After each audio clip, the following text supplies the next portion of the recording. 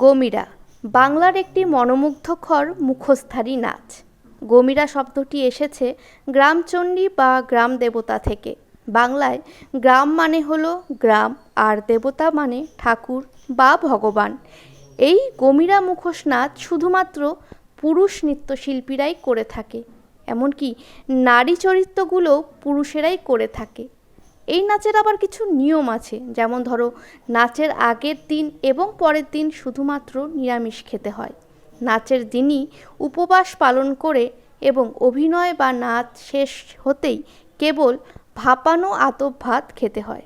মানব সভ্যতার মতোই প্রাচীন এই মুখোশ তৈরি এবং মুখোশ নাচের শিল্প। আমরা প্রত্যেকেই জানি মুখোশ কী জন্য ব্যবহার হয়ে থাকে।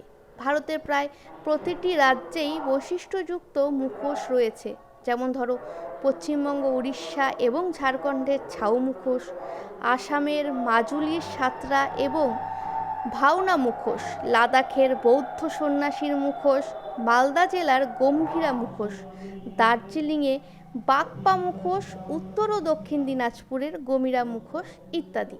তবে আজ আমি যে বিশেষ আলোচনা করব এবং যে ভিডিওটি আপনারা এখন দেখছেন সেটা হলো গমিরা মুখোশ এবং গমিরা নৃত্যের ব্যাপারে। গমিরা মুখোশ নৃত্যটি মূলত গ্রাম দেবতা বা গ্রাম ঠাকুরের উপাসনার জন্য করা হয় এবং গ্রাম দেবতার আশীর্বাদ পেতে এই নৃত্যটি করা হয়ে থাকে। সাধারণত বৈশাখ, জ্যৈষ্ঠ এবং আষাঢ় জুড়ে বিভিন্ন উৎসবে এই নৃত্য পরিবেশন করা হয় এবং বিশেষ করে চৈত্র সংক্রান্তি বা চৈত্র মাসের শেষ দিনেও এই নৃত্য পরিবেশন করা হয়ে থাকে। এখন আপনারা ভিডিওতে যেই গমিরা নৃত্য দেখছেন সেটা দক্ষিণ দিনাজপুরের কুশমুন্ডি ব্লকের হতে পারে। গমিরা নাচের মুখোশগুলি একক কাঠের খণ্ড দিয়ে তৈরি করা হয়ে থাকে। গামার গাছের কাঠ থেকে এই মুখোশ তৈরি হয় এবং এর ওজন হয় 2 থেকে 3 কিলোগ্রাম। এই মুখোশগুলির আবার একটি ধরন আছে, যেমন প্রথমেই আপনারা দেখলেন বুড়ো বুড়ির এন্ট্রি। এর অর্থ বৃদ্ধ ও বৃদ্ধা মহিলা।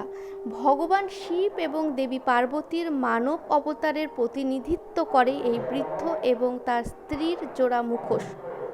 প্রথমেই যেই বুড়ো বুড়ির নৃত্য আপনারা দেখলেন সেটা দিয়েই শুরু হয় এই গমিরা নৃত্য।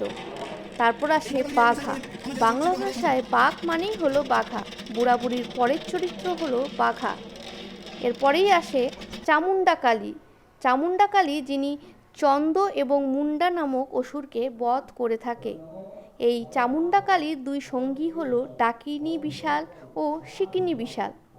এই শিকিনী বিশালের মুখোশ হয়ে থাকে ডাকিনী বিশালের থেকেও বড়।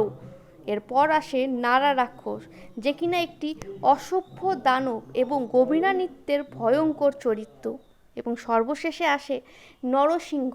সকলেরই জানা এটি ভগবান বিষ্ণুর 10টি অবতারের একটি। শুধুমাত্র একজন নৃত্যশিল্পী নরসিংহের মুখোশ পরে দ্রুত গতিতে নাচ করে। ধন্যবাদ। এই ভিডিওটি যদি আপনাদের ভালো লেগে থাকে প্লিজ কমেন্ট এবং শেয়ার, অন্যদের কাছে পৌঁছে দিতে শেয়ার করতে ভুলবেন না। ধন্যবাদ এবং নতুন বছরে অনেক অনেক শুভেচ্ছা।